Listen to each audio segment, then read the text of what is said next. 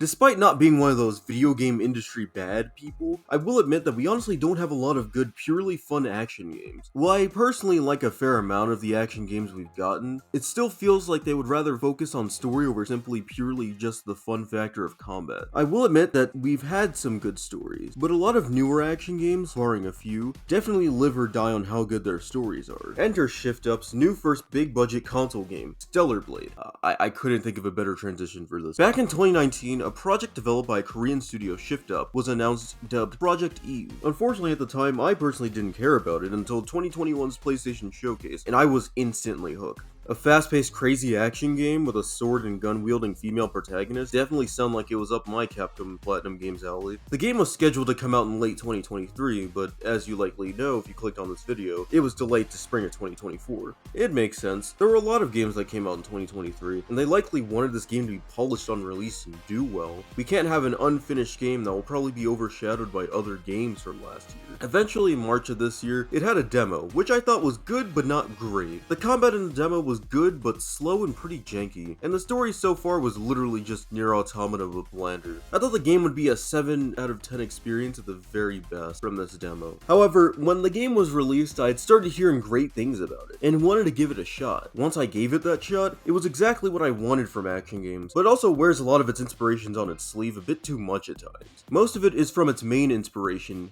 Nier Automata. The big issue with this game is that in the last few months or so, it's sort of disappeared from discussion. The reason why isn't because there wasn't hype, quite the opposite actually. There was that dumb controversy over the main character's design, and it overshadowed the real talk about the game. The thing is that this game is way more than its controversy. Despite me saying that, however, the game is still heavily flawed, but that doesn't mean I didn't like it. On all accounts, Stellar Blade may be unoriginal, but it's still pretty fun. But of course, because I don't want to sound like a giant cocksucker, we can go into the big negatives first. I'm aware that some people will say that the story isn't supposed to be the main focus of a complex action game like this, but I kinda need the watch time on YouTube, and also you can't skip cutscenes, so that's a giant lie. We'll just do a brief summary. The story starts with Eve being sent on a mission and crash landing on Earth, as it's filled with creatures called Natibas. It basically opens up on an action set piece. It has great music and a cool boss fight, and that's all I say there. Anyway, Eve fights the Natibas with her comrade Taki, but then Taki dies, which is code for she'll come back somehow. Weird how they did this, because this isn't even a JRPG, or an RPG, or even Japanese. What the fuck is going on? Turns out Eve was saved by this guy Adam, who's a useless tool throughout the game, but whatever. They explore and try to stop the Natibas and find another soldier named Lily. They go to the small hub world town called Zion. Yeah, you know, Adam and Eve, Lily, who may as well be Lilith, and then Zion. Jesus Christ, man, you guys couldn't have been any less subtle, have you? Fuck. Anyway, then we meet other characters, and I'm too lazy to go through the whole thing because it would just be yapping about nothing for several minutes. They also track the records of another character named Raven, who will obviously be important later. Eventually, Eve has to fight Taki, who was alive all along and possessed by the Natiba or something.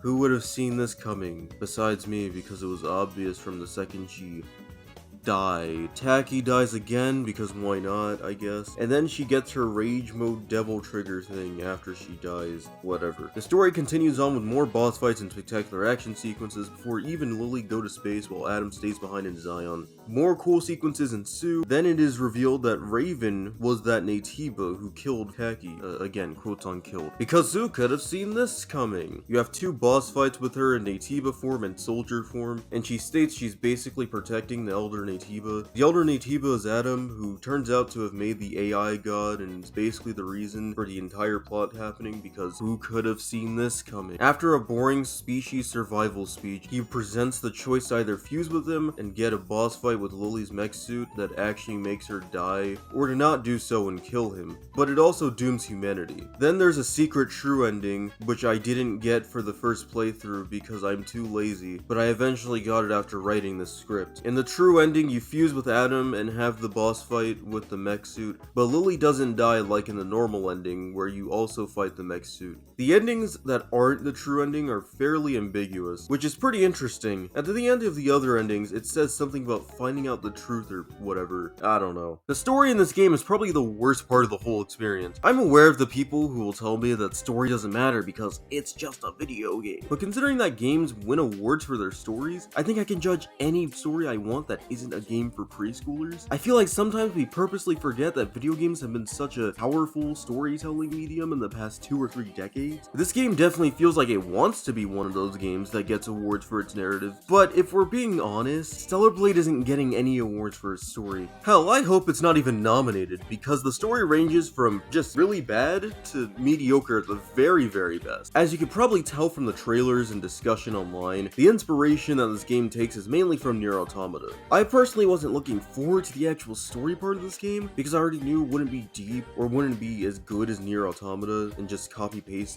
Here's the thing, I like Nier, and I do think that it's more than okay for stories to take inspiration from each other. I do like comic book adaptations after all, so it would be hypocritical of me to say that inspiration equals a bad game. Unfortunately, there's a major difference between copying your friend's homework and copying your friend's homework while using their handwriting and writing said friend's name at the top. The plot and themes are more or less the same until pretty much the last 30% or so of the game, and even that last chunk, it still rips bits from Nier. The thing about this though is that it feels like it copies Nier while not understanding a lot of the depth from it. Nier had its themes on humanity and individuality, and it took a fair amount of time to explore those themes.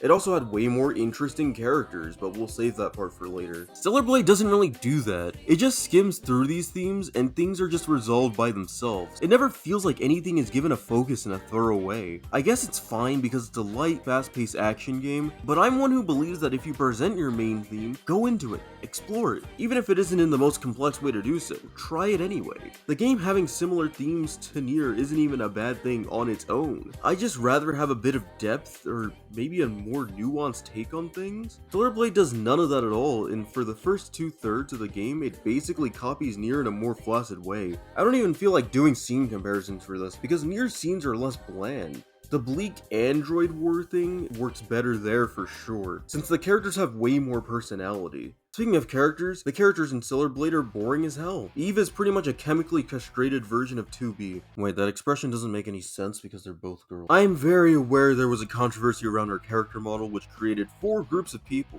You have the secretly insecure cockwads that hate the design because it's unrealistic. You have the stupid ass anti-SJWs that are like, oh my god guys, this game will end wokeness. Then you have the people that refunded the game because of the characters showing 10% less cleavage, meaning it was censored. If anything, they needed to do 10% more showering because holy fuck. And then you have people like me, who just don't give a shit. It's honestly hilarious how that first group will crap on a game like this for its sexualization, but then praise a game like Baldur's Gate 3, which has the option to have sex with many different creatures, including a bear. My point is that I don't really care about Eve's character model, if it's sexualized or not. I just want her to have personality and be an actual character instead of just bland. However, she's just bland and boring with nothing of note beyond her sex appeal, specifically to the turbo virgins that only bought this game because of the... Listen, if you bought the game to see boobs and not for the combat and story, you should instantly have your money privileges revoked. These are the gamer kids in the 90s movies that deserve to be put in lockers. Fuck those guys. Oh right, I was supposed to be talking about Eve and how bland she was. There was so little of note that I got sidetracked talking about the controversy. I can't seem to talk about bland things for too long without getting bored and paying attention to something else entirely. Petty dissing aside, Eve doesn't really have that much to write home about, and I feel like writing this script had me going in circles trying to remember anything about her. The most personality she ever gets is when she's just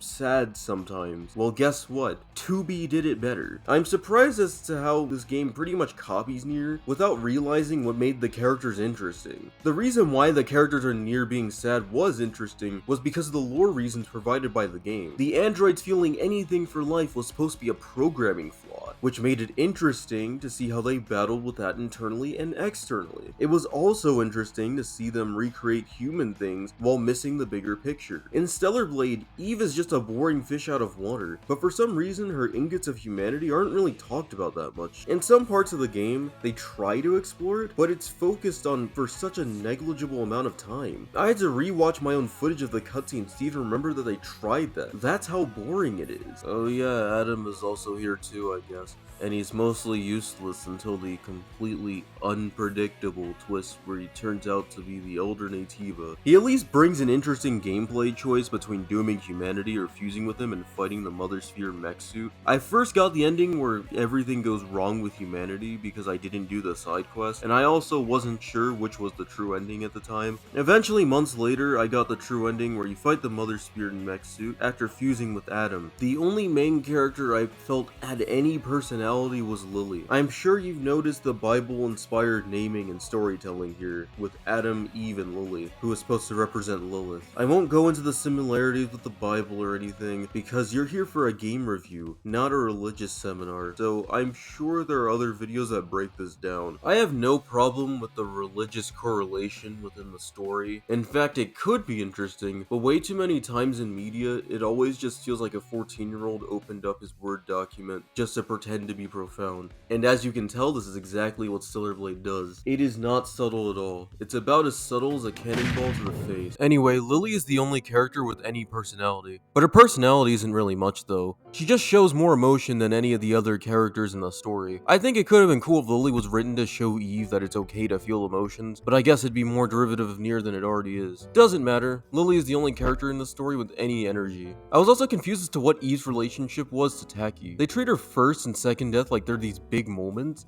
but we don't really know what the relationship is. Literally any story across all forms of media, whether it's a video game, a movie, a TV show, or a book, they establish who characters are to each other at the beginning or eventually if the story is non-linear. Even in stories where things are supposed to be a mystery, or where there's supposed to be an in medias res opening, they at least establish connections eventually. Take God of War 2018 as an example of surrounding the opening with mystery. Through its minimalistic dialogue and eventual exposition, we know who these characters are. We know Kratos is now the father of the new child, we establish his recently dead wife, and we know how tense things are between him and his son. This is all in the first hour or so of the game. The Eve and Taki stuff just happens in a motion comic, which still barely explains shit. The characters were already uninteresting, but it sucks that we weren't even willing to put in the effort to establish the relationship from the beginning. There are so many stories with great setups and payoff, but Stellar Blade only wants to do that for major plot twists rather than just the characters. Stellar Blade doesn't explain anything and wants to get to the next thing all the time, which is all the story here is good for.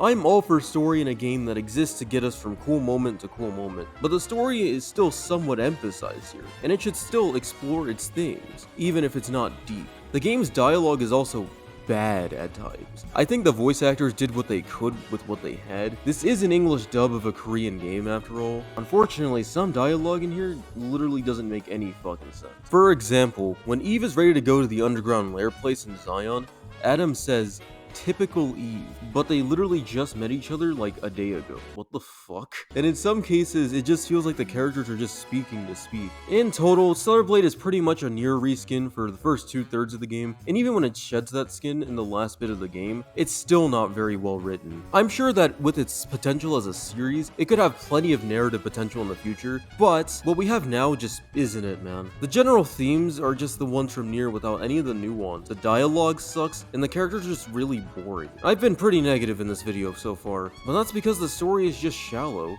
The best thing that the story does is elevate the gameplay. In that regard, it does get the job done, but it has to sacrifice a lot of potential good writing that could have been there to prop up some of the best parts of the game. But alas, this is a video game, so let's see how it plays. So when I first saw the trailers, I thought this would be a Bayo Nier style game instead of a Souls-like with hack and slash elements. So you can imagine my surprise when it turned out to not be a tried and true hack and slash game when I played the demo. The portion in this game that was in the demo is probably the worst in terms of combat, but once you get to the 4th boss fight of this game and beyond, the combat becomes far more complex and opens up a lot. The basic sword combat was pretty great and surprisingly smooth. Despite taking a lot from the Souls genre, it seems to take more from the new Jedi games or Neo or something, where it takes a lot from Souls, but it's more focused on combos as much as parrying and dodging and attack timing. I actually like this approach more than just standard Souls because you actually still feel powerful despite the difficulty. Speaking of difficulty, if you're wondering what difficulty you should play on, surprisingly for casuals, story mode difficulty is still hard, but you take less damage. Unlike other games with these difficulty sliders, it doesn't really impact AI aggression at all, which is what I think allows it to be fun for casuals while still retaining the difficulty to make it fun. I personally played on normal mode. I then found out that story mode is pretty much normal mode in every other game, but I didn't pick it. It's funnier when you unlock hard mode after beating the game on normal mode or any other mode. And yeah, we were already shitting bricks on easy and normal mode, so there's that. As for general mechanics, the game has quite a bit of depth, although not too much. Outside of light and heavy attack combos, you have the beta skills, which you can perform if you fill up your beta energy meter. If you press L1 and the face buttons, you can do a cool looking attack and upgrade them. You can gain beta meter by attacking or parrying. You also have burst skills, which you can perform by pressing R1 and the face buttons. These allow you to do other cool looking attacks, but even better, where instead of gaining meter by attacking, you gain it by perfect dodging or doing blink and repulse skills, which I would highly suggest getting both around the start of the game, as bosses will especially throw out blue or purple attacks. The cool thing about these attacks is that they aren't gained back by cooldowns or waiting. There isn't even an obligatory upgrade system to make sure that you can earn energy by attacking or dodging. The game just wants you to engage with its own combat before rewarding you with the cool moves. The fact that both burst and beta meter have different ways of gaining them is perfect too, as it keeps you on your toes as to what you should do to gain more for more damage. There's also the parry mechanic that's just satisfying to use. Beyond just staggering enemies that are trying to hit you, you're also trying to deplete their yellow stamina dots in the left corner. These dots deplete based on how many times you parry. When I replayed the game on New Game Plus in the boss rush mode, I've also found out that if you use certain beta and burst skills, those can also help. Once you deplete those stamina dots, you can do what are called retribution moves. These are usually flashy cinematic attacks triggered by the click of the triangle button. They look great and do quite a bit of damage, and they're especially worth using in boss fights, which we'll get to later. Everything about combat already starts to click once you get out of the first few areas. You unlock more skills, more dodge techniques, combos, etc. Every fight starts to feel like a smoothly flowing dance once you understand how to use all these skills. If I can mention one slight issue, it's that sometimes the game tries to overwhelm you with just sheer numbers instead of pure challenge. There are ways to remedy this, like having certain beta or burst skills with heavy emphasis on crowd control, but the more this happened, the more it felt like I was playing Dark Souls 2 again. Just a slight issue I personally had with the game at times. Outside of sword combat, there's third-person shooting, and it's serviceable, even if I barely used it unless I literally had to. The moments where you had to use your gun were actually pretty damn enjoyable, and reminded me of Resident Evil and Dead Space. There are moments in the game where Eve would be in a room with an electromagnetic transmission blocker that prohibits her from using her sword. This sticks you with just your gun that Lily makes from the drone. I like these segments because gunplay feels generally pretty good, and it gives off that classic survival horror vibe. Maybe not the janky controls part, but you know, it's close. The main honest-to-God gameplay flaws are things outside of combat. For one, the platforming in this game is absolutely horrendous. I think it's primarily because the jump doesn't feel like you get enough distance while platforms to land on are too far at times. It's most annoying in the first bit of the game before you unlock the double jump, which is confusing as hell, because after you have the double jump, you barely get much platforming. I did like the one where you had to follow the pattern of the PlayStation buttons. I only liked it because it was unique, but it didn't seem to fix the general jank of platforming. I just wish the platforming was more like Jedi Survivor but more refined. Even the air dash in that game felt like it gained more distance than it does here. Another thing is that puzzles are major pace breakers. They're not horrendous or anything. If anything, they're most of the time quite easy. The problem is that this fairly quickly paced game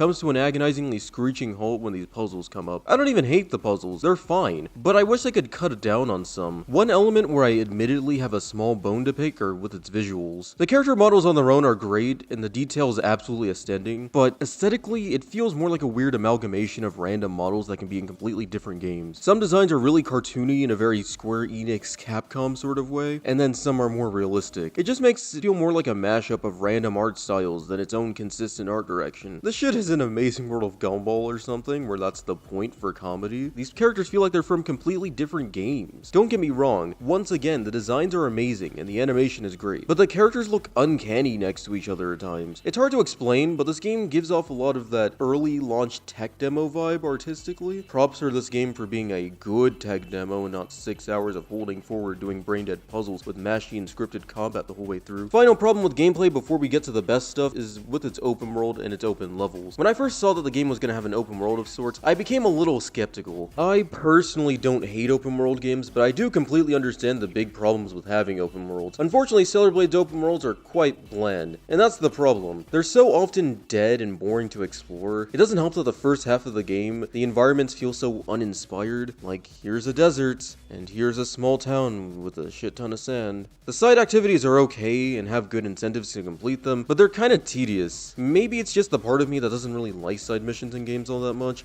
but the open world activities are pretty standard. Not like Ubisoft standard, but still standard. My problem with the side missions is that they aren't very fun. That might sound reductive and vague, but they often have samey gameplay and they're pretty drawn out. The narrative around the side content doesn't really help that much either, since the base game story is already pretty bad, along with how bland the dialogue is during these side missions. Eve's entire lack of personality really shines in these scenes more so. At least she fucking cries sometimes in the base game. Here she's just boring. I don't get why there are people that like her as a character, to be honest. Also, there are more open levels in this game where you traverse around open areas during missions. What I mean is that there are missions where you have larger areas to traverse through, which usually involves going through the open worlds, and they are a chore. I did appreciate the combat encounters, but moving around was a bit more of a pain than anything. Now that we've talked about the least fun stuff, let's talk about the best part of the game. The boss fights and the action set pieces in this game are absolutely divine. Near perfect boss design, near perfect arenas, perfect music, perfect set pieces. This game's biggest moments are never amiss, and I'm happy when they come around. The first few boss fights from the demo are cool enough to show what this game can do, although not too much. These boss fights don't have any unique gimmicks, and they don't need to. They're about putting the fun in fundamentals. So therefore, they're rightfully challenging bosses that all still feel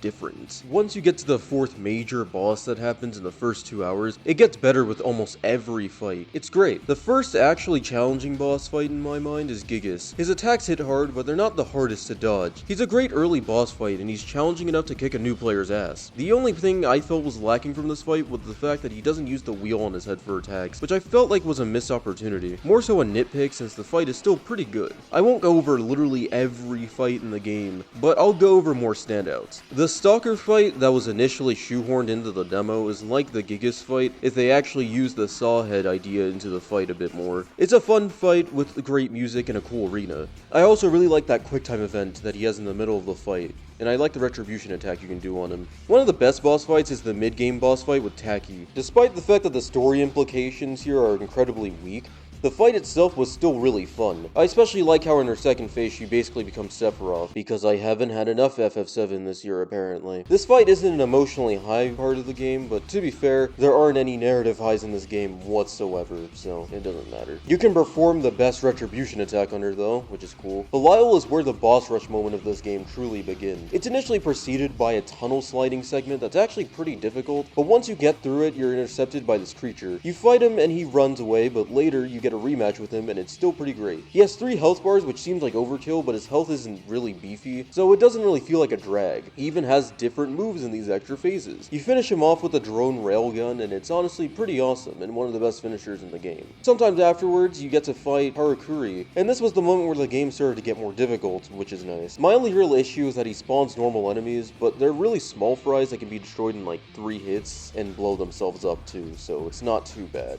But I wish it wasn't here. That aside, I really love this fight, especially with its cool arena. I found the last phase to be really difficult, which had me stuck in the fight for quite a while. The Democrawler is the next fight where you get to go to the space station, and this is another one of the best fights of the game. I actually found this cool trick on replay, where you can strike the heads and do more damage, which is cool because of the fact that it does have moves that you need to jump to avoid. So it encourages you to attack in the air a bit more, something the game didn't encourage up until that point. The final phase of this fight was cool, and leads to the Demogorgon, which is essentially an extra set piece phase, but it's cool and has my favorite finisher in the whole game. The unidentified Natiba fight comes after it, and it's also a great fight. But I feel weird about one aspect. This is the first one to force the shooting in the melee focused fight. So there are these insta-kill moves that some bosses have that you can stop by attacking certain pillars. My only real issue with this is that it slows down the pace of the game, but it's probably just a me problem. I'll give them points for variety and actually making use of the guns in the game. The fight is still pretty great, and the finisher still kicks ass, so it's whatever. The penultimate fight of the game is with Raven, which for some reason gives me a lot of Jetstream Sam vibes.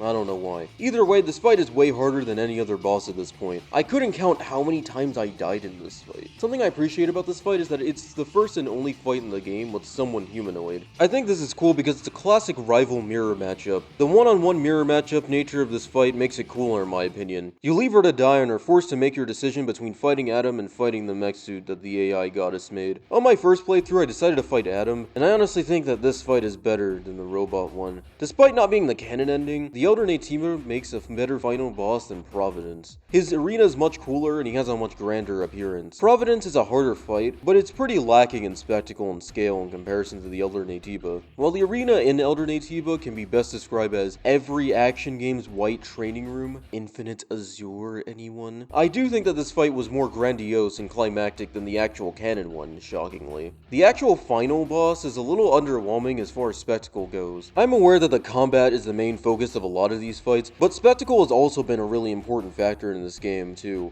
I will say that I do like the final phase where you essentially just spam moves because it feels earned after the first two challenging phases, and the finisher is pretty cool. All that aside, the bosses in this game are absolutely fantastic, and it really shows that Shift Up can totally build on their big budget games even further. They really nailed boss design and their difficulty even on easy mode. Every fight was unique, and I especially loved the music, which leads me to talking about one of the other best parts of the game, which is the soundtrack. The soundtrack is pretty amazing in this game. Apparently some of the Nier composers are on this game too, and go figure. It's pretty great. I do think that some of the overworld themes can sound a little too derivative of Nier, but whenever there is an action set piece or a boss fight, these guys were in top form. Overall, the music in this game is amazing. Unfortunately, some of the ambient tunes sound more like Nier than its own thing though. I do think that it sounds great, but it just doesn't have its own identity, which I could say for a lot of the game. Everything about the presentation and gameplay of the game is fantastic. I only wish that it had more of its own identity more often. Even the graphics, which do look great, can seem like a mismatch aesthetically. But overall, yeah, pretty good. Stellar Blade is a solid action game, and one of my favorite games I've played in 2024 as of right now. The biggest issue is that it feels derivative at times. It gets lost in the sauce of wanting to be like other games rather than trying to set itself apart. The thing is that in its moments where it's not trying to be Nier, or Souls, or any of its other action and game inspirations, it's truly an exciting experience, one with spectacle, and challenge, and depth in its small pool of mechanics. But for how great the game can be, despite all of its highest highs, it still shackles itself to its inspirations, as if Shift Up is like a fan trying to replicate the success of their idols. It replicates most of it well, but some of it is more than a bit shabby. Its story is incredibly lacking, and some non-combat parts of gameplay are a bit dull and janky, but what you do for the most part of the game is great. The main selling point of the game before launch was its combat and set pieces, and the game does that fantastically. By the end of the game, it really does feel like it started to find itself, and like Shift Up really had a vision that almost gets a little lost in this inspiration. The back half of the game's main campaign is where the game was showing off its true potential. It shows the prospects of what Shift Up can do with what's here already. Despite being pretty unimaginative at times, Stellar Blade is a fun time, and maybe one day if there's a sequel or anything that uses some elements from the game, Shift Up can make something truly stellar. Please fucking kill me.